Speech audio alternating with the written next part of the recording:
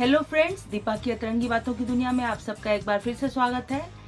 दोस्तों, कई बार ऐसा होता है कि हम अपनी समस्याओं का समाधान ढूंढते ढूंढते थक जाते हैं, परंतु हमें समाधान मिलता ही नहीं।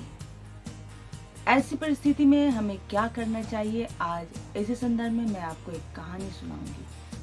पुराने समय की बात है, एक दुकानदार अपने दुकान की साफ सफाई कर रहा था। स्टोर रूम में भारी भरकम सामानों को उठाते वक्त उसने सोचा कि क्यों न अपनी कलाई घड़ी को खोलकर किसी सुरक्षित स्थान पर रख दिया जाए, क्योंकि वह घड़ी उसे अत्यंत प्रिय थी। वह घड़ी उसके पिताजी की आखिरी निशानी थी।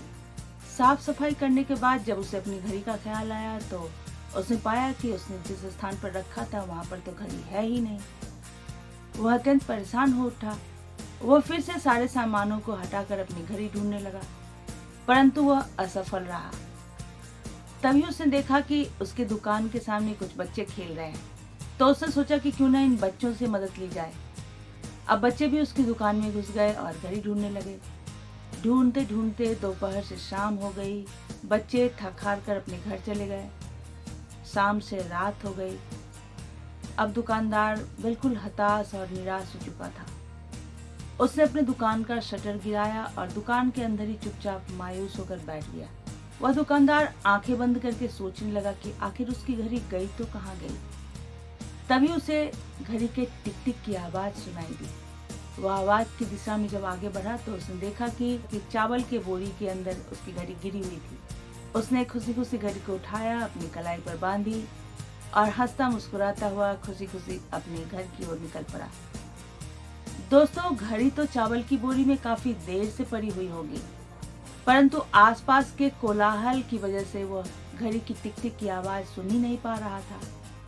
दोस्तों, हमारे जीवन में भी कुछ ऐसा ही होता है।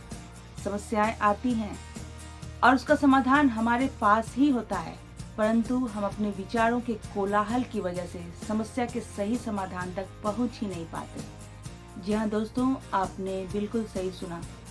हमारे विचारों का कोलाहल अर्थात हमारी अज्ञानता हमारे मन में तर्क वितर्क के तूफान खड़े कर देती है और हम समस्या के सही समाधान तक पहुंच ही नहीं पाते और व्यर्थ में अपना समय और अपनी ऊर्जा नष्ट करते रहते हैं। तो दोस्तों, मेरा यह मानना है कि हम जब कभी इस तरह की परिस्थितियों में फंस जाए तो हमें कोशिश करनी चाहिए कि जल्द से जल्द अपने मन को शांत कर सकें। लेकिन दोस्तों, यह भी सच है कि जब हम समस्याओं से घिरे होते हैं तो मन को शांत करना आसान नहीं होता।